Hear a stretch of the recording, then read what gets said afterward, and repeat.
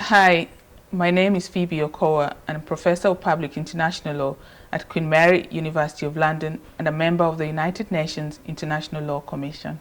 Like many international lawyers, I'm very proud to have been closely associated with the International Law Association for much of my academic career.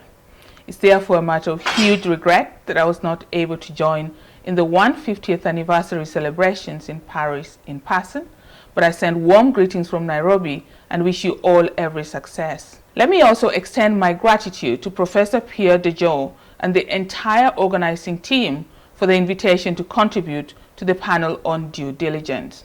Due diligence has formed a central element of the International Law Association's work, especially in the context of its studies in the environmental field. In fact, my own remarks draw inspiration from the 2016 study group on due diligence and the work of the 2006 Committee on Transnational Enforcement of Environmental Law, of which I was a member. I first came to consider the role of due diligence in the very early days of my Oxford dissertation on state responsibility for transboundary air pollution. The enforceable content of international law on the environment, then as now, had not developed much since the tribunal's famous pronouncement in the Trail Smelter case that no state may use its territory in such a manner as to cause injury to the territory of others. The treaty regimes that had been negotiated under the auspices of the Economic Commission for Europe to address the new and then particularly concerning phenomena of acid rain were rudimentary and did not impose any hard obligations on parties. In almost all cases, they contained obligations of conduct, not of result. States were required to endeavor to limit as far as possible and gradually reduce and prevent pollution from the main sources of sulfur and nitrogen pollutants. But given the broad discretion left to governments in the implementation of obligations, how was their performance to be assessed? Were there any operational standards, yardsticks, or normative assumptions that could be deployed to evaluate compliance with the treaty regimes?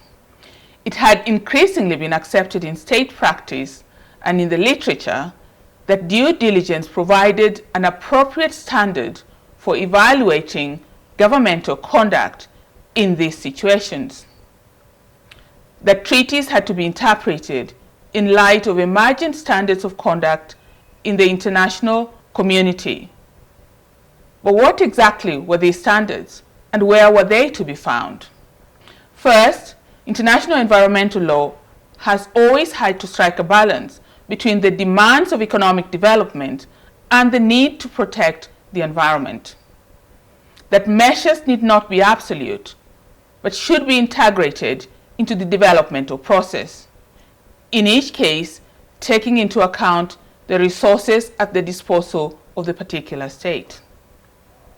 The International Law Commission, in the context of its work on prevention of transboundary harm, recognized the centrality of economic capacity in determining the standard of due diligence expected of a state, but with a caveat that a state's level of economic development could not be used to discharge it entirely from its obligations under the law.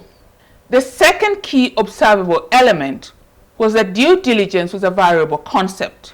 It did not have a fixed meaning, but had to evolve in light of technological developments, advances in scientific information, and at least in the context of the climate change regime, it also had to reflect the historic responsibility of states for greenhouse gas emissions. These variables were reflected in the common and differentiated responsibilities in the 1992 United Nations Framework Convention on Climate Change and also in the Kyoto Protocol, as well as in the legal regimes for the protection of biodiversity adopted after the 1992 Rio Conference.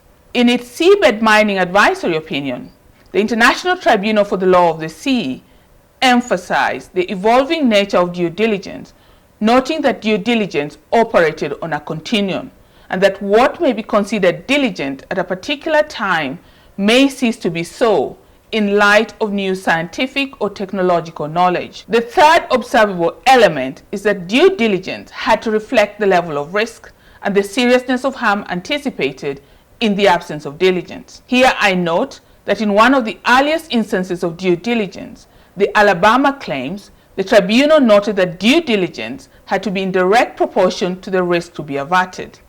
The fourth element underpinning due diligence in all areas of environmental law is the principle of good faith. This, of course, is a foundational ideal, but one with a particular resonance in the implementation of due diligence obligations. The implementation of these obligations leave a large element of discretion in the hands of national governments, and in many cases with light international oversight. Moreover, even where supervision is informed by hard obligations, such as reporting requirements on the nationally agreed targets, these too ultimately turn on the good faith implementation of the reporting duties. In conclusion, there is no doubt that due diligence has many strengths and weaknesses in many areas of international law. Its effectiveness is of course likely to be enhanced if there is a broad consensus on the underpinning overall goals and objectives, such as achieving a temperature reduction of 2 degrees centigrade below pre-industrial levels, where its application is supported by clearly defined procedural duties such as environmental impact assessment, consultation and notification, and where there is appropriate sensitivity to difference in the many areas where it applies, and robust recognition that its application must always balance the needs of economic development and the imperatives of environmental protection.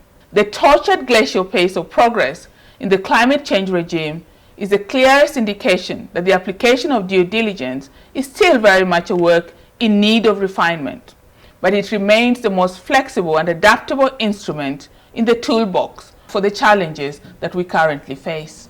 Once again, I will take this opportunity to thank the entire organizing committee for this opportunity to share my thoughts on due diligence, and I hope the rest of the conference goes well.